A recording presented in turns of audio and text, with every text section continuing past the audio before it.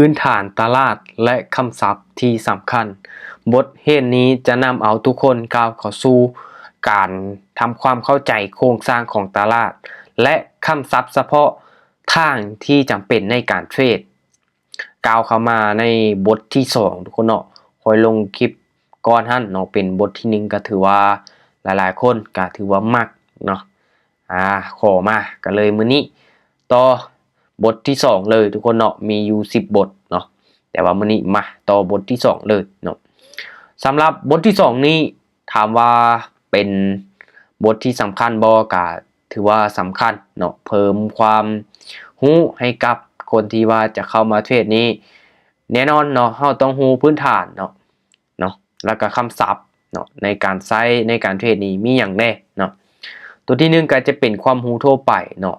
ข้อ2ก็จะเป็นจุดประสงค์ของการเรียนนี้เนาะ3ก็เป็นเนื้อในเนาะการสอนแล้วก็กิจกรรมมาเว้าถึงวิสัยทัศน์เนาะวิชั่นก่อนเนาะวิสัยทัศน์ของหลักสูตรเนาะก็เพื่อสร้างนักเทรดมืออาชีพที่มีวินัยมีความสามารถในการวิเคราะห์ตลาดอย่างมีเหตุผล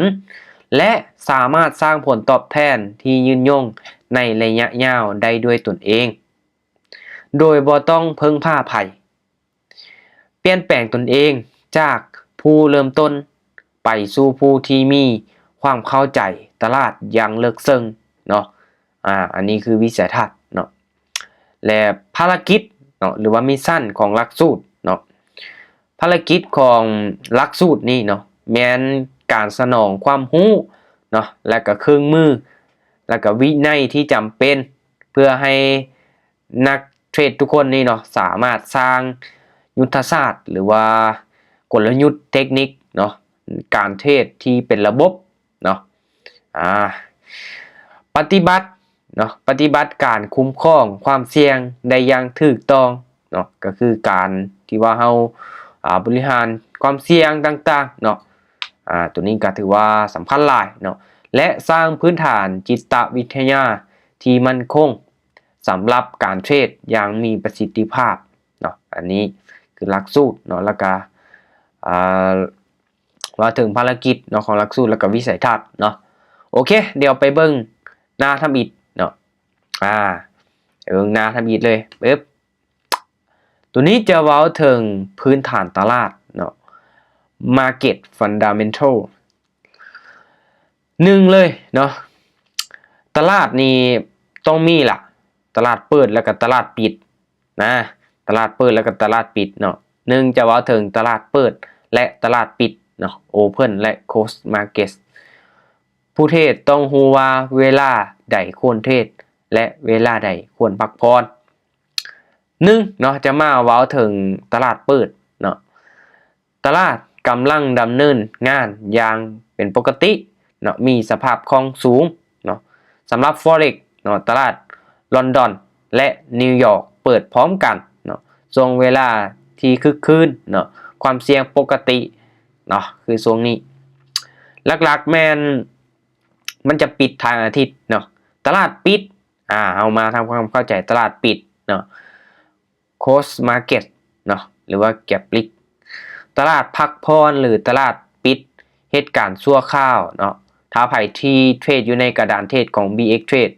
จะเห็นว่าทองคำเนาะมันจะปิดทุกๆวันเสาร์อาทิตย์เนาะมันจะกลับมาเปิดเนาะในช่วงวันจันทร์หาวันศุกร์เนาะสำหรับทองคำเนาะมันจะมีมือปิดเนาะแล้วก็มือเปิดเนาะแต่ว่าคริปโตนี้อยู่ในกระดานเทรดโบรกเกอร์ BX Trade นี่ก็เปิดตลอดเนาะบ่มีปิดเนาะตลาดหุ้นเนาะปิดท้ายอาทิตย์เนาะ Forex ปิดท้ายอาทิตย์เนาะเมื่อตลาดเปิดอีกครั้งราคาจะกระโดดขึ้นหรือลงอย่าง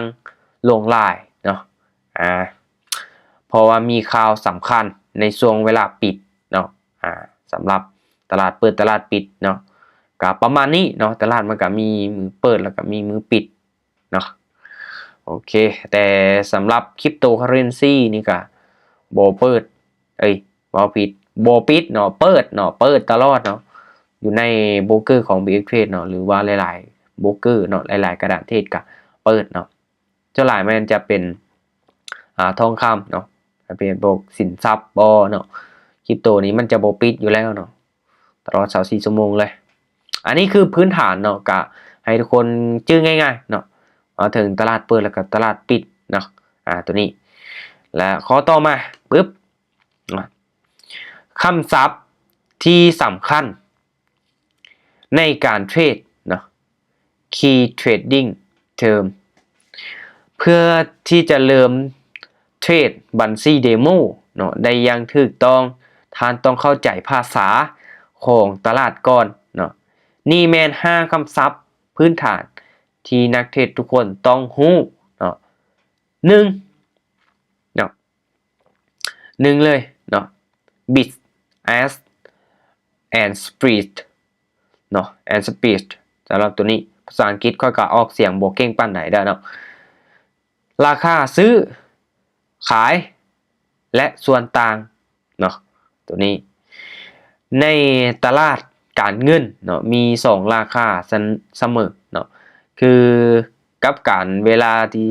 เฮาเนาะไปหาแลกเปลี่ยนเนาะมันจะมีราคาซื้อราคาขายเนาะสำหรับตัวนี้ว่าจะเป็นหาแลกเปลี่ยนเงินเนาะหรือว่าซื้อคำอย่างบ่เราจะเห็นเลยว่ามันมีส่วนต่างเนาะราคาซื้อกับราคาขายเนาะบิตนี้เป็นราคาเสนอซื้อเนาะราคาเสนอซื้อเนาะสำหรับบิตเนาะแม้ราคาที่ตลาดหรือว่าโบรกเกอร์เนาะจะซื้อจากทานเนาะถ้าทานกดเซลทานจะได้ราคานี้เห็นบ่ as ราคาเสนอขายแม้ราคาที่ตลาดหรือโบรกเกอร์จะขายให้ทานเนาะถ้าทานกด buy ทานจะได้ราคานี้เนาะ spread หรือว่าส่วนต่างเนาะแม้นส่วนต่างระหว่าง as กับ bid เนาะนี่คือต้นทุนในการเทรดของท่านเนาะแต่มันจะมีส่วนต่าง2มาเนาะ2มา PIP เนาะ Percentage in point PIP แม่นหน่วยวัดแท้การเปลี่ยนแปลงของราคาที่น้อยที่สุดเนาะในตลาด Forex เนาะสำหรับตลาด Forex เนาะส่วนหลายแม่นตำแหน่งทศนิยมเนาะทศนิยม4เนาะอันนี้ก็ถือว่าเอาตัวอย่างคร่าวๆตัวเนาะถ้าว่าเจาะลงลึกก็ให้ทุกคนไปทำความเข้าใจตื้มเนาะสำหรับไปที่เทรดForex เนาะเพราะว่าสำหรับอยู่ใน binary option นี่ก็บ่ค่อยได้ใช้เนาะตัวอย่างเนาะคู่เงินยูโรเนาะ USD เปลี่ยนจาก 1,000 เนาะเปลี่ยนจาก1เนาะตัวนี้เห็นบ่1จุดเนาะ085ไปมันจะ 1.0851 เห็นบ่เนาะอันนี้คือความหมายความว่าราคามันขึ้นมาเห็นบ่1 IP เห็นบ่คือเฮาแลกเปลี่ยนเงินว่าซั่นซะเนาะจากสกุลเงินนี่เนาะยูโรนี่ไปเป็นเงินดอลลาร์นี่เนาะเห็นบ่มันจะขึ้นมาประมาณนี้เนาะอันนี้คือราคาขึ้นเนาะ1 IP 1 PIP เนาะเว้าก็ผิดเนาะความสำคัญเนาะเฮาจะใช้ PIP ในการคิดกำไรหรือขาดทุนเนาะเห็นบ่ตัวนี้เลยเนาะ3 leverage เนาะคำศัพท์ตัวที่3ก็คือ leverage เนาะอำนาจในการต่อรอง leverage แม่นเครื่องมือที่ช่วยให้ท่านสามารถกู้ยืมเนาะกำลังซื้อจากโบรกเกอร์เพื่อเทรดในมูลค่าที่สูงกว่าเงินทุนตัวจริงของท่านเนาะตัวอย่าง leverage เนาะ100เนาะความหมายว่าถ้าท่านมีเงิน1เหรียญเนาะท่านสามารถ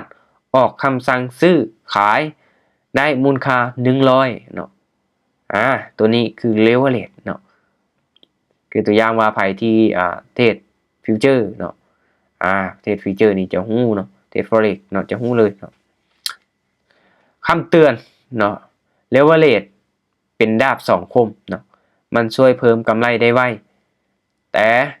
เฮาก็เฮ็ดให้เนาะขาดทุนไวเช่นเดียวกันเนาะแน่นอนถ้าว่าเฮา leverage ขึ้นไปหลายเนาะกำไรมันก็หลายเนาะได้ก็ได้หลายบาดมันติดลบมันก็ติดลบไวคือกันได้เนาะปรับแป๊บเดียวเนาะติดลบเลยเนาะ 4 margin เนาะ 4 นี่ margin หรือว่าเงินค้ำประกันเงินค้ำประกัน margin แม่นจำนวนเงิน ตัวจริงที่ท่านต้องมีไว้ในบัญชีเนาะเพื่อใช้เป็นเงินมัดจำในการเปิดออเดอร์เนาะหรือว่า position นั้นๆถ้าท่านใช้ leverage สูงท่านก็จะใช้ margin หรือว่าเงินมัดจำน้อยลงเนาะถ้า margin ของท่านเหลือบ่พอที่จะค้ำประกันของการขาดทุนโบรกเกอร์อาจจะปิดออเดอร์ของท่านโดยอัตโนมัติเอิ้นว่า margin call หรือว่า stop out เนาะประมาณนี้ทุกคนเนาะก็แน่นอนหลายคนก็อาจจะยังบ่ทันได้เข้าใจลงลึกเนาะแต่ว่าตัวนี้ก็ถ้าว่าเฮาได้นำใช้ตัวจริงเนาะเฮาจะจื้อเฮาจะรู้จักเนาะแต่ว่าหลายคนที่ว่าหากกำลังเรียนพื้นฐานหากก็เริ่มต้นเนาะอ่านแต่ทฤษฎีหรือว่าได้เข้ามาศึกษาแต่ทฤษฎีมันก็อยากงงๆแด่เนาะถ้าเฮาได้ไปลงมือตัวจริงล่ะเฮาจะรู้เลยเนาะแต่ละคำศัพท์ที่ว่าเฮาใช้เนาะความหมายมันแม่นหยังเนาะก็ประมาณนี้เลยเนาะให้ทุกคน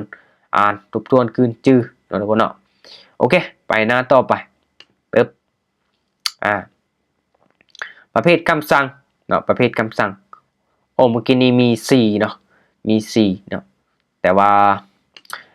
เขียนนี้ว่า5เนาะก็เอามา4อ่ะนะทุกคนได้โอเคปึ๊บเนาะประเภทของคำสั่ง order tries เนาะในการเทรดเฮาฮู้ว่าเข้าหรือออกตลาดแนวใด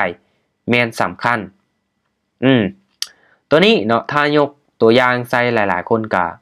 ยังบ่ฮู้ซ้ำเนาะว่าตลาดเนาะเฮาเข้าไปเทรดนี่นะเนาะเฮาจะเข้าหรือออกตลาดแนวใดเนาะอันนี้เนาะ order เนาะคำสั่ง order แม่นวิธีที่ทางเนาะท่านบอกให้โบรกเกอร์ว่าท่านต้องการซื้อหรือขายทรัพย์สินนั้นๆในรูปแบบใด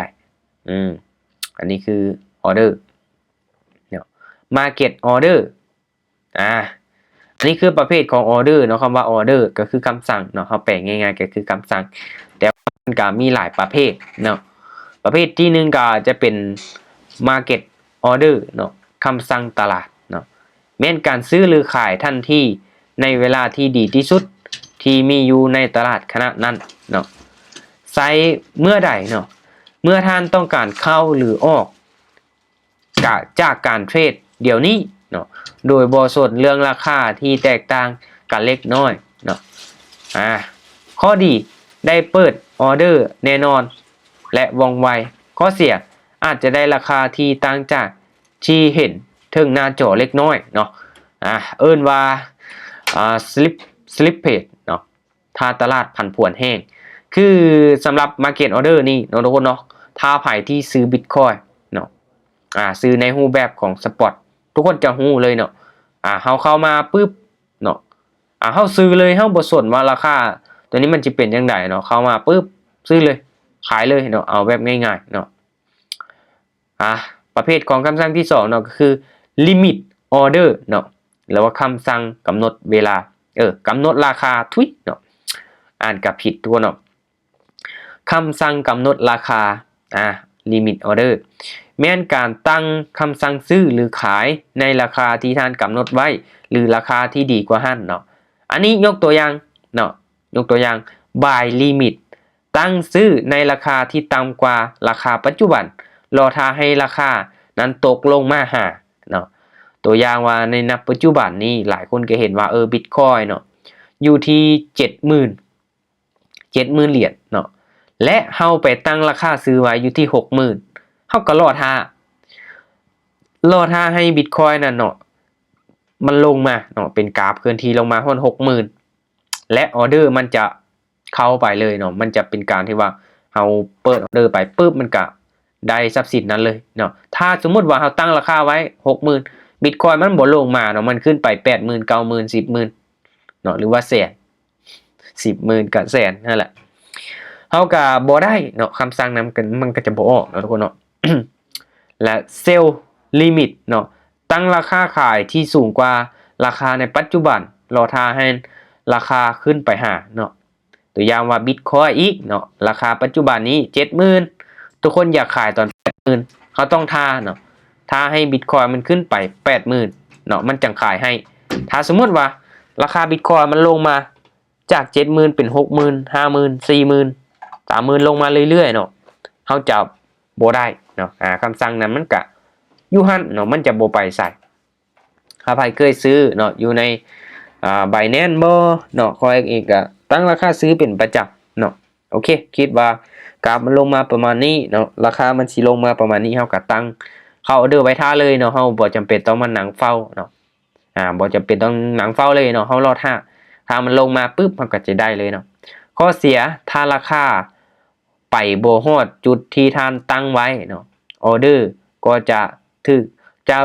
บ่ถูกปฏิบัติเห็นบ่อันนี้คือข้อเสียของมันเนาะอันนี้ข้อเสียเลยเนาะ3เนาะ stop loss order เนาะคำสั่งตัดขาดทุนเนาะ stop loss order นี่แม่นเครื่องมือที่สำคัญที่สุดสำหรับการอยู่รอดในตลาดเนาะมันแม่นการตั้งราคาที่จะปิดออเดอร์โดยอัตโนมัติเนาะเมื่อทานขาดทุนถึงจุดที่กำหนดแล้วเนาะเห็นบ่เป้าหมายกับเพื่อจำกัดการสูญเสียบ่ให้หลายจนเกินไปเนาะถ้าตลาดเคลื่อนที่ไปในทิศทางที่ทานบ่คาดหวังไว้เนาะกฎเล็กเนาะทุกๆครั้งที่เปิดออเดอร์ทานควรมี stop loss เสมอมันคือสายหัดนิรภัยเนาะเวลาขับรถเนาะถ้าเปรียบใส่เนาะคือหลายๆคนก็บ่มี stop loss นี่ก็อันตรายอยู่ได้เนาะคือตัวอย่างเนาะเฮาเทรดเสียไปเนาะเฮาก็โอเครอบนี้เสียไปจัก500เหรียญบ่ไหวแล้วเนาะเสียไปหลายแล้วเฮาก็พักก่อนเนาะบ่หมายความว่าสิเทรดไปจนกว่าพอร์ตแตกเนาะถ้างั้นก็ต้องวางแผนดีๆว่าเฮาสูญเสียไปเท่าใดเนาะเฮาจัง stop loss เนาะโอเคเนาะสำหรับตัวนี้เนาะประเภทของคำสั่งเนาะประเภทของคำสั่งหรือว่า order try เนาะโอเค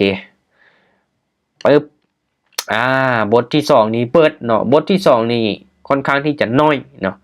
ค่อนข้างที่จะน้อยแต่ว่าบทต่อไปเนาะหลายเลยเนาะยอมรับว่าบทที่3นี่จะหลายหน้าเนาะแต่ว่าบทที่2นี่น้อยเนาะมันต่อมาจากบทที่1ค่อยว่าอยากเอาร่วมเข้ากันแล้วแต่ว่าบ่มีมาเพราะว่าคลิปมันจะยาวเนาะทางนั้นก็เลยแยกมาบทที่2ต่างหากเนาะบทที่2นี่ถือว่าต่อจากบทที่1เนาะบทเรียนบ่หลายปานใดแต่ว่าเน้นอยากให้ทุกคนจื้อเนาะพื้นฐานตลาดและก็คำศัพท์ที่สำคัญเนาะสำหรับบทที่2นี่เลยเนาะตลาดก็แน่นอนมันจะมีตลาดเปิดตลาดปิดเนาะอันนี้คือคำศัพท์เนาะที่จริงแล้วมันก็มีหลายกว่านี้เนาะอันนี้ก็ประเภทของคำสั่งหรือว่าออเดอร์เนาะต่างๆเนาะถ้าเราได้ศึกษาแต่ทฤษฎีไปเนาะแน่นอนว่าเราจะยังบ่เข้าใจจนกว่าเราได้ลงมือเฮ็ดตัวจริงเนาะถ้าเราได้เข้าไปศึกษาลงลึกเนาะได้เข้าไปเทรดตัวจริงและเราจะรู้เนาะโอเคทุกคนเนาะสำหรับบทเรียนที่2ก็สิมีประมาณนี้เนาะ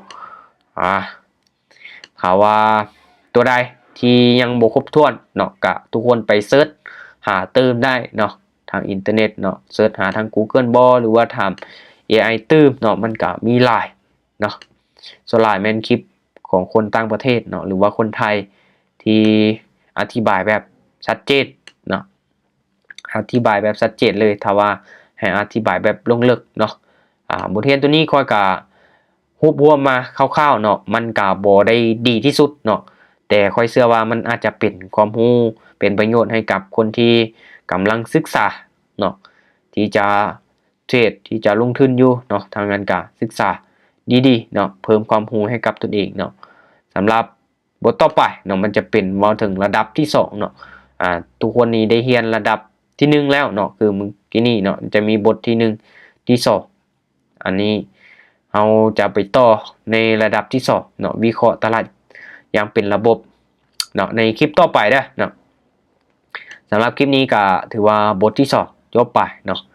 โอเคประมาณนี้ทุกคนเนาะก็ไปศึกษาเบื้องต้นถือว่าเป็นการดีเนาะให้ทุกคนศึกษาทำความเข้าใจด้วยตนเองเนาะตัวที่ค่อยเอามาแบ่งปันให้ทุกคนมันก็บ่ได้ดีที่สุดเนาะมันบ่ได้ดีที่สุดแต่การแน่นอน ให้ทุกคนศึกษาเบิ่งเติมเนาะถือว่าจะเป็นการดีโอเคสำหรับคลิปนี้ทุกคนเนาะขอบใจทุกคนที่รับชมเนาะแล้วเจอกันใหม่คลิปต่อไปเนาะ